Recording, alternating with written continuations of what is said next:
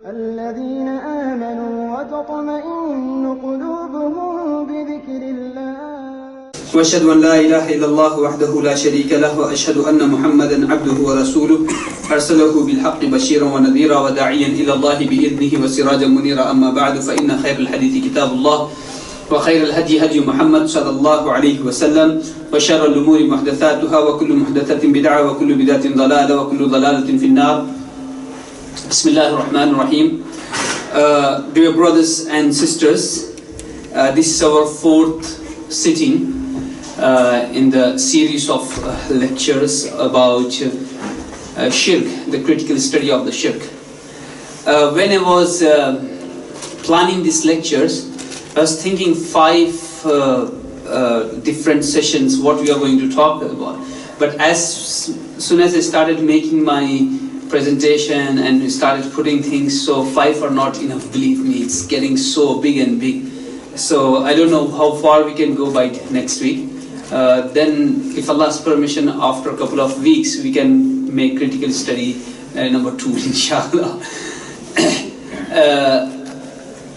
As you know, I have explained before as well, this topic is really crucial and important to understand. By having a wrong understanding about this topic can easily lead somebody to the hellfire. May Allah subhanahu wa ta'ala protect all of us. So it's so important that it is a kind of breach. If you don't understand it, then it will lead you straight to the hellfire. And so severe and so danger, as our beloved Prophet ﷺ described it as the Dabibun Namal, as the crawl of ant, black ant. So it's very, so you don't even realize, and then ant move and enters and it harms you. So the first week we have done the danger of the Shirk and different aspect to that one. And then after that was the second one which we did, the Shirk mentioned in the Quran of different people. So among them there was a Shirk of beginning of the Shirk from Nuh alayhi salam's people, and then Ibrahim alayhi salam, completely different form of Shirk, and then both of them in the people of Arab at the time of the Prophet Muhammad sallallahu alayhi wasallam. And then last week which we have done, we break down a little bit more to that one, and then one of the reason for doing the Shirk was exaggerating. You can say in exaggeration, it is like taking the rights of Allah and giving to the creation, regardless of what sort of creation it is. It could be angels, it could be the trees, it could be jinn, and human being, pious people, or not the pious people, evil people, shayateen. It could be anybody. So some of the qualities you take from Allah subhanahu wa ta'ala or give this creation of Allah subhanahu wa ta'ala. So this happens because when people do exaggeration in those creation of Allah in any manner, negative or positive, when they do excessiveness. So this is what happens. So we said in the last week, due to marriage, we just went a little bit faster, but this week the same topics will be there, but it will be expanded and given some of the backing from the Quran and the Sunnah of the Prophet Muhammad sallallahu alaihi wasallam. So we said they were exaggerating in the creation by building the stations in their places. So station in the places where the pious people died, so making that a place of visit, as Arab used to do, and then doing tawaf to those places, either their grave or where they used to sit. It's called kursi, like chair, where they used to sit and give the nasiha. So this was the pious people Shirk. And then some of the people started taking the stones from Kaaba around, and then they started taking barakah from it. So this was, and they were doing tawaf to that one as well. So that sort of Shirk, and keeping the signs of those people who are pious, those who passed away. So signs, somebody keep their stick, they used to take a stick, and then they keep the stick as a barakah, as a protection, and things like this. And also people have made specific places to visit, which Allah and the Prophet ﷺ did not reveal anything about it. Or if you go there, it is like going to the Hajj. many people have this norm that for the poor people Hajj is if you go so and so place, there is for them the Hajj and things like this. So they specify it like this. And then they do the nazar of that one, so it's making the oath and the promises, and then sometime they earn, and they give some of the portion of the earning with that nazar or without nazar. They give it on the name of the creation of Allah, not for the sake of Allah, but the creation, and specific that either to make that jinn happy or that pious person happy, they give it. And then sometimes they make those stations where they go and they slaughter the animal with that nazar, that I'm slaughtering this animal to get closer to Allah, or I'm slaughtering that animal in that place, in particular place, through that person or through that stone or through that grave to get closer to Allah. So this all were the ibadat of mushrikeen of Arab. Okay, and we'll come to that one in detail in a minute now. And then some of them used to swear by them.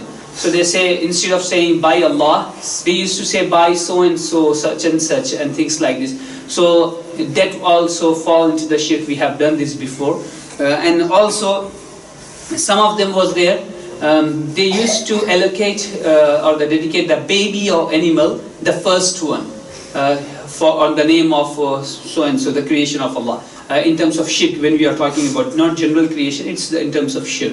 So these were different forms of ibadah, and if you go to all of this, it is the exaggeration in those people to whom they were making partner with Allah subhanahu wa ta'ala. So they were doing exaggeration. So as I said, they can be the people, human being, or the jinn, or the shayateen, or any other creation of Allah subhanahu wa ta'ala, malaika, there could be anybody. Okay, so let's take one by one now. Like for example, I said we just said about they have the portion of their income like dedicated for them. So like Allah subhanahu wa ta'ala says that وَجَعَلُوا لِلَّهِ مِمَّا ذَرْعَ مِنَ الْحَسِ وَالْعَنْعَامِ نَصِيبًا. So they used to make for Allah subhanahu wa ta'ala whatever Allah has given them from cultivation and from the animals. So this is for Allah. فَقَالُوا هَذَا لِلَّهِ بِزَعْمِهِمْ. So they say this is for Allah subhanahu wa ta'ala. And then وَهَذَا لِشُرَكَائِنَا. So they give some for Allah, and then they say, oh, this is for our partners with Allah subhanahu wa ta'ala, or our protectors, or our awliya. The term awliya has been used in the Quran for them, this one. So this is the sharik, the partners of Allah. So they give to Allah and to somebody else. So it is not. So we have to understand all the time, it is not without Allah, no. To Allah and somebody else, with Allah somebody else. And then they used to say, whatever فَمَا كَانَ لِشُرَكَائِهِمْ فَلَا يَصِلُ إِلَى اللَّهِ. So whatever for their partners, it doesn't go to Allah. It's for the partners, okay? So they get. But وَمَا كَانَ لِلَّهِ فَهُوَ يَصِلُ إِلَى شُرَكَائِهِمْ. And whatever they give for the sake of Allah, that one they can give to the partners. Whatever they dedicate it and give the charity or whatever for the sake of Allah, that can go to the partners. But whatever they dedicate for the partner, it cannot go for Allah. So dhulm, how they were doing dhulm with Allah subhanahu wa ta'ala, they give something for Allah, but that can go to the partners. But whatever they give for the partners, that cannot go to Allah. So that was unjust, and then they were making partners with Allah. Okay, so while they were doing this, so anything somebody is doing for the sake of Allah, it has to be for the sake of Allah subhanahu wa ta'ala, nothing. So this is one of those things they did. And the implementation of this one in the Muslim Ummah, the next one will be about that one, how Muslim Ummah is falling here and there. We'll take the examples and we'll go through with this all, inshallah. So just for now, to understand in detail how a Muslim's aqidah should be and what was their aqidah. So this is the whole point of today's dars, inshallah. Okay, so let's move forward, inshallah. One of the poet, I forgot his name. If there are some Arab brothers, they can explain this in much better manner than which I am going to do it now. So he said that ذهبت إلى نهم لأذبح عنده. I went to Nuham. Nuham is the statue, or okay, they used to do worship of him. Okay, so I can slaughter animal near to him. I can slaughter animal near to him. So going and slaughtering animal for other than Allah subhanahu wa ta'ala here and there, it is the act of the mushrikeen of Arab, not Muslims. You will not find the Prophet ﷺ slaughtering animal for like on a specific places, going here and there, except in Makkah or when the Prophet ﷺ went for Umrah and Hudaybiyah, he stopped there. So except that, he never did it. Sahaba never did it in Hudaybiyah. That the Prophet did in Hudaybiyah, they didn't do it. Okay, so he did. Okay, so atirata nuskin kalladhi kuntu afalu. So as my routine, as I used to do, I did it. I went and did it. فَقُلْتُ لِنَفْسِ حِينَ رَاجَعْتُ أَقْلَهَا. When I take this animal, camel, to slaughter it, so that time I was thinking, أَهَذَا إِلَهٌ أَبْكَمٌ لَيْسَ يَعْقِلُ. Is this the God, dumb, who cannot understand? Is it going to be God? On whose name I am slaughtering my animal? So this is what he's saying in poetry. Abaytu. Then I just denied it. I denied it. فَدِينِ الْيَوْمِ دِينُ مُحَمَّدٍ. Today my religion is religion of Muhammad sallallahu alaihi wasallam. Today my religion is the religion of Muhammad. إِلَهُ السَّمَاءِ الْمَاجِدُ الْمُتَفَضِّلُ. And who is the religion this? إِلَهُ السَّمَاء. He is the Lord of the heavens, God of the heavens, the one who is in might, and the one who is very honored. If you see from their poetry as well, you can understand what they used to do in terms of shirk. Okay, so going on a specific place, devoting the animal, Atira, the first animal he took it and to slaughter there. And that is, so this is the form of shirk they used to do it. Okay, so this is their shirk we are talking about. And the purpose why they did it, as Allah subhanahu wa ta'ala mentioned, this is just as a reminder, we did this in the past lesson, to get protection from evil or to gain access to Allah subhanahu wa ta'ala. So they used to say, we are going to doing this all to get closer to Allah subhanahu wa ta'ala. This was their aqidah, okay, to get their protection and get closer to Allah. Or these idols were middle person for them. So these shuraka, the partners were middle people for them, between them and Allah subhanahu wa ta'ala. So one of the person a long time ago, I was a student of like Islamic studies. So as a training, they send us to the masajid to go and give khutbah. So while we are students, so they send to the masajid where there are less people, so there is no fitna or something. So they said, so one place I went and I was giving khutbah. So the man came and it was about shirk. And the topic of the shirk is nice, so easily you can speak about it. So shirk, it will take Jahannam and things like that. So a man came to me and he told me, oh no, look. If you want to go and meet MP, what do? So in India there is long procedure, okay, so in Indian context, here similar as well. So he said, you go to your local councillor first and you say, look, I have this issue, I want to go to MP, can you talk? Okay.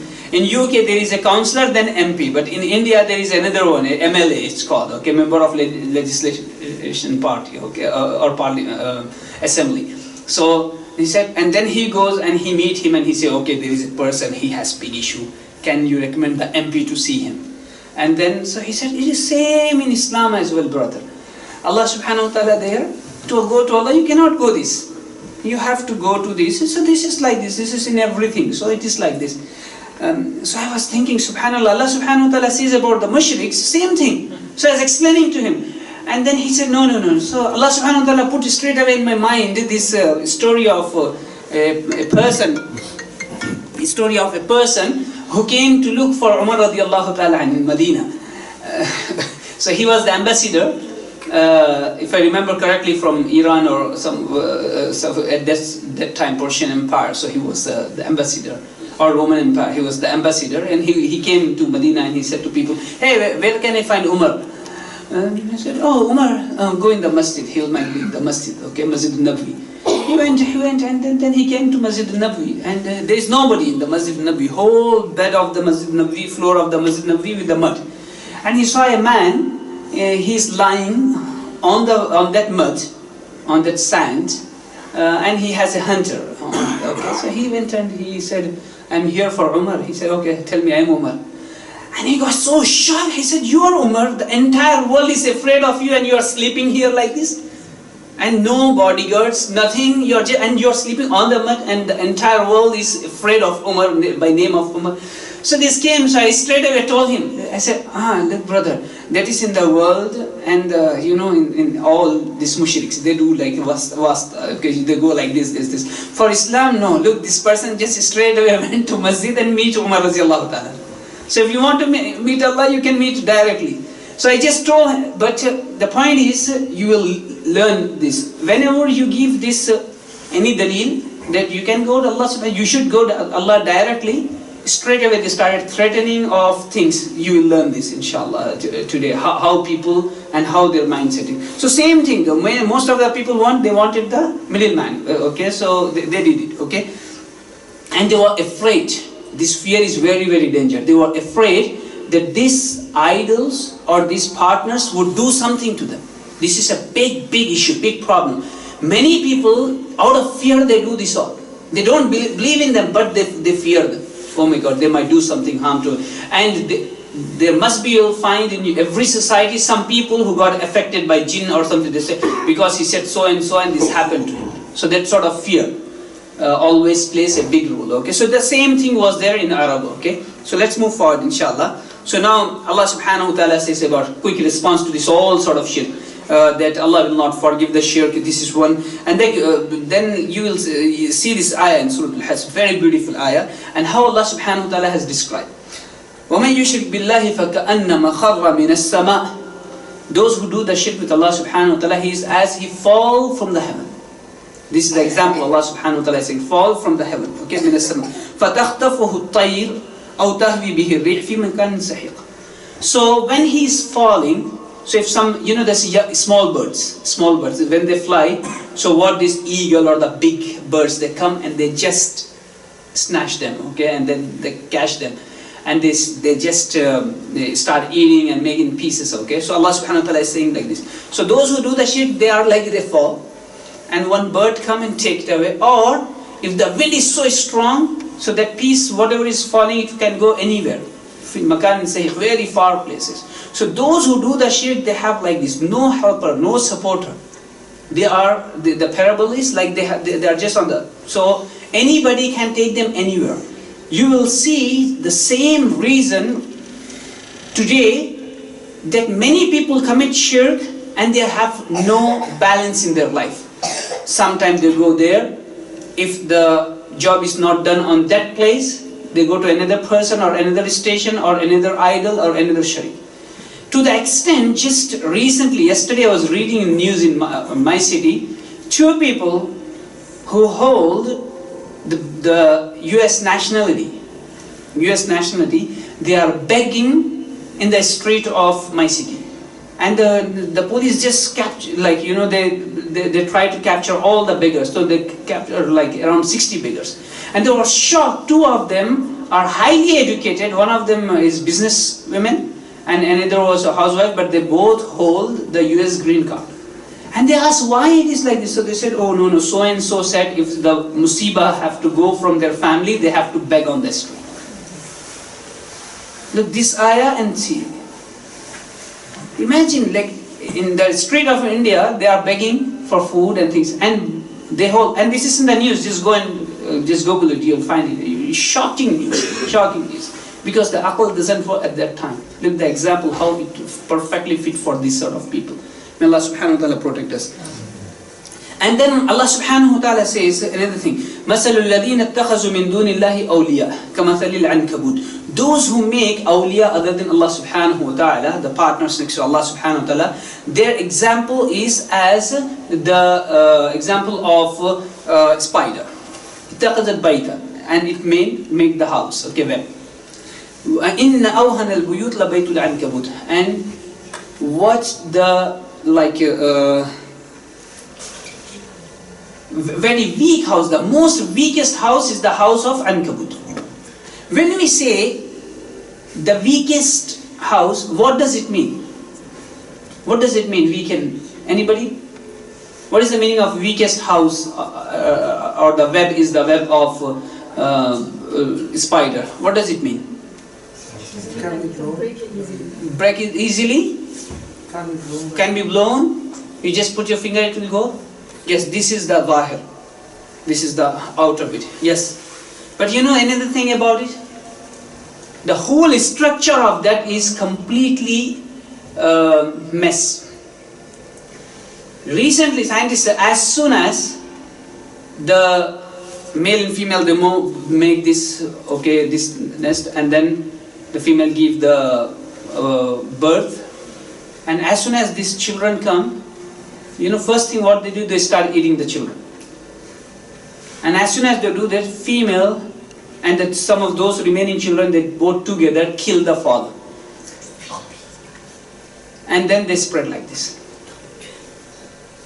This is subhanallah ma'nawiyya. This is the inner bit of awhan. So it is not only you can break like this, but the whole structure of the house is like this. You know, until the father work very hard, and then he brings, and the mother, they all make this web, and then the children, as soon as children happen, they start eating, and then those who remaining, they and the mother kill the father. And then, can you imagine? And Allah subhanahu wa ta'ala is giving that parable to those who make the awliya other than Allah subhanahu wa ta'ala. Okay. And there are so many examples Allah subhanahu wa ta'ala has given, such as this one. You know, the master and the slave, can they be equal? They cannot be equal. Master has the full right, slave has the no right. Another example Allah subhanahu wa ta'ala has given, there are two slaves. One slave is owned by many masters, and another slave is owned by only one master. Who is better? The one who has been owned by one. And the one who has been owned by many, he is not better, because everybody will use him as like. So Allah subhanahu wa ta'ala is giving the parable saying that master and the slave cannot be together. So how you are getting this slave of Allah and making him like Allah subhanahu wa ta'ala, ma'azallah. And then owned by one means worshipping Allah subhanahu wa ta'ala, one master. Is he better, or worshipping many? This another place Allah subhanahu wa ta'ala says similar example. Allah subhanahu wa ta'ala says about this slave and masters, He says, you don't like that you make them, give them equal rights in your wealth which you possess, and the wealth is given by Allah and you have it, and you don't want that your slave take that wealth and share in that one. And then how you are making slave of Allah equal to Allah subhanahu wa ta'ala, and they are saying they own what Allah owns, and they have the same rights as Allah has, and you don't want to give your rights as a human being. So this different example has been given just to explain us these different scenarios of Tawheed. Okay, now, so this was general about the shirk and how Allah subhanahu wa ta'ala respond to these people. Now let's take step by step. You know, people says mediators between Allah and things. So Allah is saying, وَمَنْ يَغْفِرُ الذُّنُوبَ إِلَّا اللَّهِ. Who forgives the sins? Other than Allah subhanahu wa ta'ala. Who forgives the sin? So why this mediator? If Allah is forgiving the sins, why this mediator? Why you are going as the people of Arab? Why? And then Allah subhanahu wa ta'ala said about the Prophet sallallahu alaihi wasallam that مَا عَلَيْكَ مِنْ حِسَابِهِمْ مِنْ شَيْءٍ. You have nothing to do with them, and they don't have nothing to do with you. So the Prophet ﷺ has nothing to do with them, and so why you are bothering about it? Why they are bringing you in the middle, as you have the power from Allah subhanahu wa ta'ala? No, not even to the Prophet ﷺ. And then, in hisabuhum illa ala rabbi law tash'urun.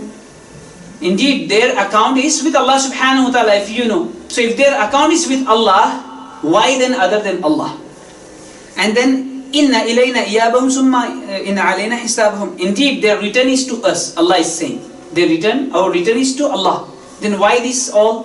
Why not directly Allah subhanahu wa ta'ala? Why this all? Summa inna alayna hisabahum. Then we are going to judge them. We are going to account them. So when we are going to account them, means Allah is going to account them. Then why this all? You are going here and there. And then Allah subhanahu wa ta'ala, in hisabuhum illa ala rabbi law tash'urun. Indeed, their hisab is with Allah subhanahu wa ta'ala, if you know.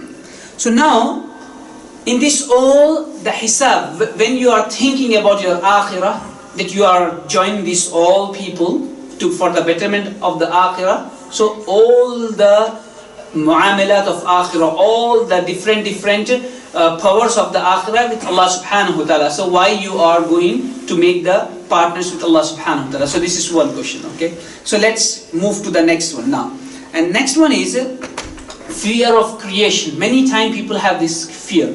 The fear that this person will do something. And indeed sometimes they do something as well.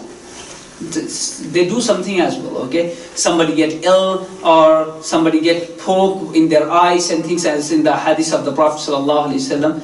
It says that the shaitan came and the poke in the eye, and then the person thinks, oh, this happened because I said something wrong about that one, and things like this. Yeah, they do like this. They do like this. But they cannot destroy your akhirah. So you have to be akhirah oriented. So look, Allah subhanahu wa ta'ala is saying about the fear, having the fear. وَلَا أَخَافُ مَا تُشْرِكُونَ بِهِ إِلَّا أَن يَشَاءَ رَبِّي شَيْئًا وَسِعَ رَبِّي كُلَّ شَيْءٍ عِلْمًا أَفَلَا تَتَذَكَّرُونَ. I am not going to be afraid.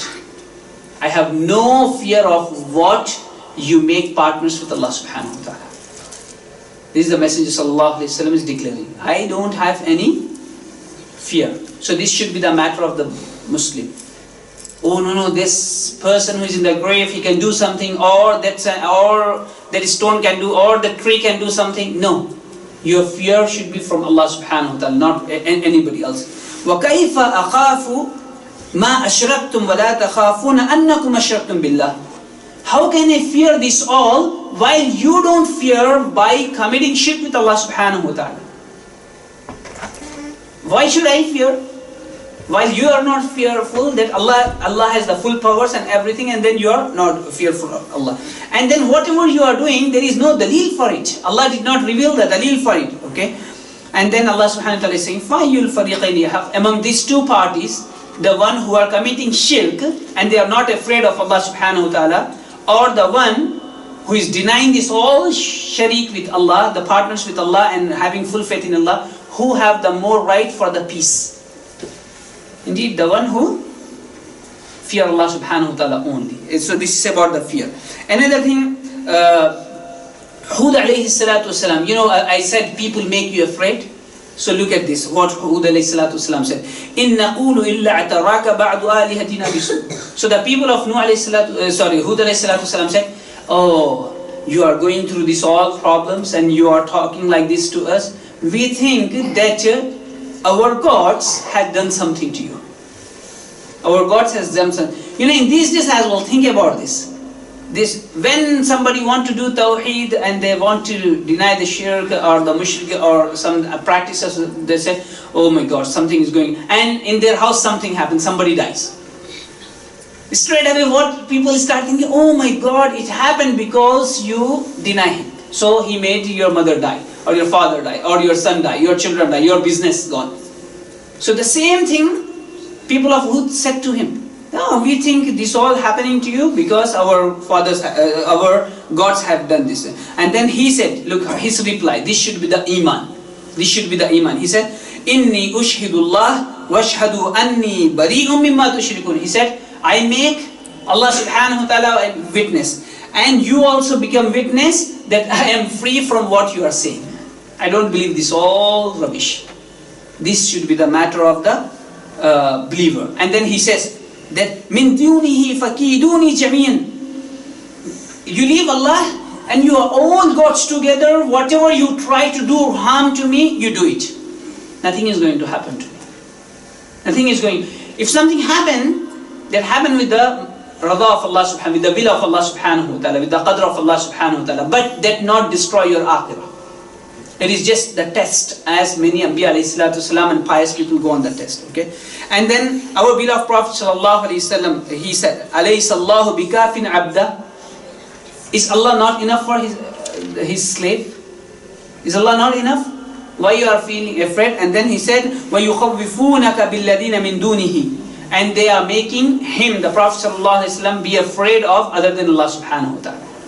Then the Prophet ﷺ said, وَمَن يُضْلِلِ اللَّهُ فَمَا لَهُ مِنْ هَادٍ. If Allah does not guide, there is no guide for him. So again, the khawf have to be from Allah subhanahu wa ta'ala. And then there are some different ayahs mentioned about this same thing. Okay, this is the khawf. Now, all different powers. When we are talking about khawf, one thing comes, oh, they make you ill. So as a Muslim, we have to have this aqidah, that nobody can harm you. As Ibrahim alayhi salatu wasalam, he says, وَإِذَا مَرِضْتُ فَهُوَ يَشْفِينِ. When I fall sick, who gives the shifa?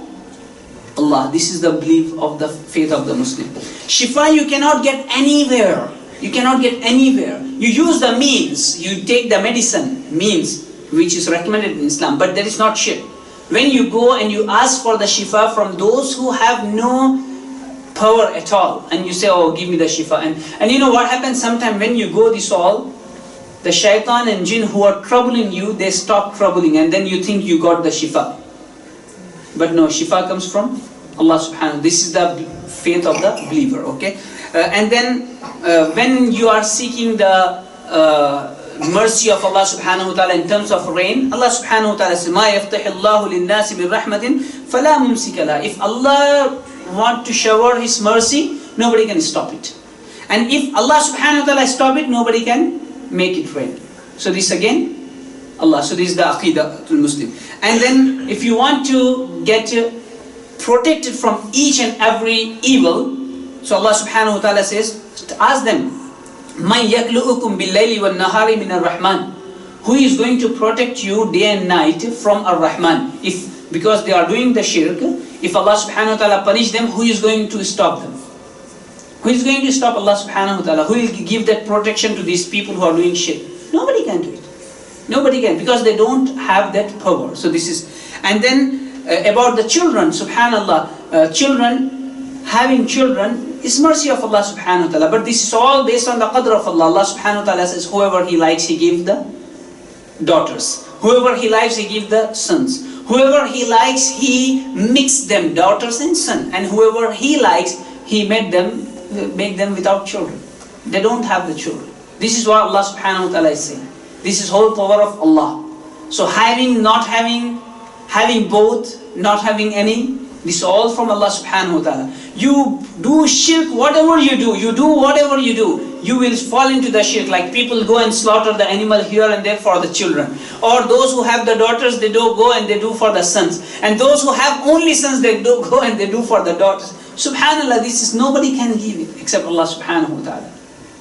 Nobody can give. So this is what the aqidah of the Muslim should be. And then, you know, ghaib, ilmul ghaib. It is only with Allah subhanahu wa ta'ala. This is the whole power of Allah subhanahu wa ta'ala. وَمَا كَانَ اللَّهُ لِيُطْلِعَكُمْ عَلَى الْغَيْبِ وَلَكِنَّ اللَّهَ يَجْتَبِي مِنْ رُسُلِهِ مَن يَشَاءُ. Allah subhanahu wa ta'ala is ghaib, nobody will know. But Allah gives some knowledge to who He wants through the wahi. As the Messenger sallallahu alayhi wa sallam and others, other prophets got some of the wahi. Some of the unknown things to the nation, they told through the wahi.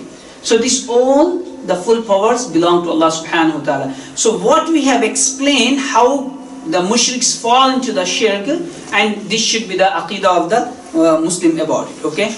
So these were few things about the shirk and what they used to do the shirk and what should be the iman of the believers. In the next few, next week, one of the important thing what we are going to learn, how Islam has brought those, closed those doors which were leading to the shirk, each and everything. So Saddu Dhara'i, the shirk. So we'll do that one. And next week will be slightly longer, maybe 45 minutes we will take it. Because last week some of these slides had to be done last week, but we couldn't do it. So next week, inshallah, it will be slightly long. It will be last one, inshallah. I hope that has enlightened you, and made you understand the seriousness of, not only seriousness of the shirk, but how people fall into the shirk and what should be one's iman, inshallah. So it was more like just one side I was giving the information, but if anybody have doubts or any questions, so I'm happy to clarify if there is anything, inshallah. What about fear of poverty? Fear of poverty. Yeah. When you have the fear, it is the tabi'i, it is the natural thing to have the fear. But the fear we are talking about here It is a fear above those natural things. For example, there is a fire. You put the hand, it will burn. So there is a fear of the fire. That is the natural. Okay? But what we are talking about is something which is not in anybody's hand, and you fear that they will do to you. That is the fear we are talking about, not the natural fear. Okay? For example, who have the right to give life or prolong the life? Allah has the right. Okay? Okay. If you fear that if I don't believe in that particular stone or the tree or slaughtering animal there or doing this and that, then that might cause my son to die, or they will make my son die, or they will cause something that we fall ill. If that fear is there, then there is unnatural fear. We are talking about that fear. Natural fear is there. Yes, in Islam, yes, Allah subhanahu wa ta'ala, the Prophet sallallahu alayhi wa sallam, Sahaba radiallahu ta'ala, they had fear. In the battlefield, they had the fear. So that is the natural fear. So when we are talking something extraordinary, let's take, other than fear, other examples, so to make it more understanding. For example, I can see, this is a positive example, I can see, I'm seeing all of you are sitting here, okay? And Allah has given me this power to see, okay? I can see through that window as well, because Allah has given me power to see through that glass, and this power is with everybody, common. But if I say, oh, I can see behind this wall, does Allah has given this power to anybody? Huh? So this is the general power. What you all share, I share. This is the general power. If I claim something higher and say, oh, I can see that, okay? So maybe some problem in my head, or I have the jinn or shayateen who are informing me, or I am claiming that I have that extraordinary, more than the natural, which belong to Allah subhanahu wa ta'ala. You got me? So, similarly, the fear, normal fear, everybody would have it. Fear from the poverty. Yes, fear from the fire, fear from drowning into the water, fear from falling. This fear, natural fear. But we are talking about above that one. So that sort of fear you don't have with anything. Just clear. Anybody else? From sisters? Yes. Yes, please. When in our countries, like when someone's not well, and they just make dua, say, oh Allah, please make me such and such better, and sacrifice an animal and give it out to the cause. Is that okay to do? Okay, the sister asked a very important, a very good question, that if somebody is ill, so normally people say, oh Allah, grant him or her cure. If you grant him the cure, I'll slaughter an animal for your sake and distribute to the poor people. Is it good, or is there any shirk? What do you think, guys? Huh? How many of you think shirk? Huh? Okay, why not shirk? Okay, good. So this is not shirk. This is nadar. This is called nadar, promise. You are making something obligatory upon you by promising. Okay, if you do this, I'll do that one. And for Allah subhanahu wa ta'ala only. It's called nadar. There is a hadith of the Prophet which says nadar is nothing but taking some money out from the pocket of bakhil. Okay, you can just slaughter it and give to the poor and say, Allah, I have done something good, accept this and give him cure. Okay, then you can, oh no, if this happens, so yes, it is allowed, but it is just taking some money out from this is what the Prophet said. So, it is not shirk. But if you say, just another bit of that one, if my son get better, I will go to so and so place and I will slaughter the animal on that particular place where everybody come and slaughter the animal, and that particular place is not recommended by Allah, not in the Messenger sallallahu alaihi wasallam, not that it has nothing to do with Islam. If you do that one, that is shirk. But if you just make it general, so there is the just promise. It is the nadar. Okay, making promise to yourself with Allah subhanahu wa ta'ala. So when you do directly that one, slaughtering animal, giving charity, fasting 10 days, that's no problem. But if you say, I will go to that particular tree or the grave and I'll do this, then it is shirk. Is it clear, sister? One more. Yeah. You know, in Qurbani, you see people sacrifice one animal on behalf of Prophet Sallallahu Alaihi Wasallam. So is that okay or? Alright, sister asked about the Dhabiha behalf of the Prophet Muhammad Sallallahu Alaihi Wasallam. We'll answer some other time, sister, inshallah. Okay? It needs some explanation as well, and it might open the door of disagreement. So we'll some other time, inshallah, we'll discuss, inshallah, and in detail. Okay. So anything related to shirk? Yeah, sure. Yeah. You woke up, mashallah. You know, sometimes when you have a dream, and when in my country, it happens a lot, and you go and see somebody to explain to you about the dream. Sometimes they advise you to make a sacrifice. Sometimes you can say red chicken, or you can say red sheep, or you got to have like it gives some descriptions about the sheep or the chicken you got to slaughter. So that's sheep. Okay, very interesting question. Okay, you see the dream and you are worried about it, or you are really happy about it. So you go and you ask for the interpretation of the dream to somebody who is known in the society to do that sort of thing. So they say, okay, such and such thing might happen to you. So go and slaughter a black. You know, in India they say crow. You know, they slaughter the black like hen or. Okay, something like chicken. So they specify things like this. Yeah, dreams happens. There's no doubt about it, and there is explanation of the dream as well. As the Prophet ﷺ, most of the time after Salatul Fajr, he used to say, "Hamra minkum ruya." Is there anybody who have seen a dream? So ask me, I will explain. So yes, there is explanation of that one, but. Many people, what they do, that explanation, through that one, they do the shirk. And this is one of the example of that one. Yes, people say, okay, those who have the knowledge of Islam and those who have more wisdom about it, they will explain the dream. And if you have seen the dream, the best thing, don't explain to anybody until you see it many, many times. Then you ask only those who you trust and who are famous for their piety and their experience in explaining the dream, as Yusuf alayhi salatu salam, one of the great examples mentioned in the Quran. So then the ta'abir they give, the explanation they give, it has to be according to the Quran and the Sunnah of the Prophet sallallahu alaihi wasallam. You cannot do something which is shirk, which is things. So like, for example, black this and that all coming to please jinn or the shayateen who these people have it. So you do it, they will please and you will be fine. So you know. But if it is general asking, yeah, that's when they say do sadaqah. Many people say, do sadaqah. This is the sign of the musibah, do sadaqah.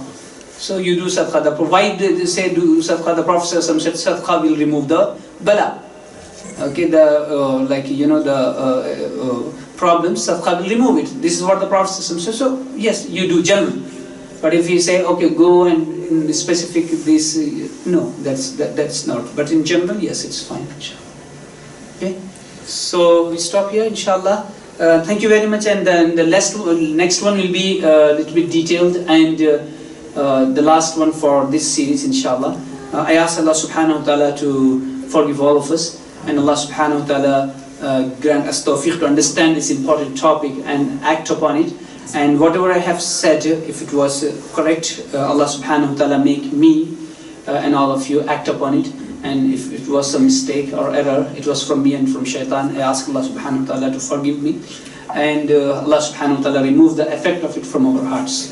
Jazakumullah khair. Assalamu alaikum wa rahmatullah.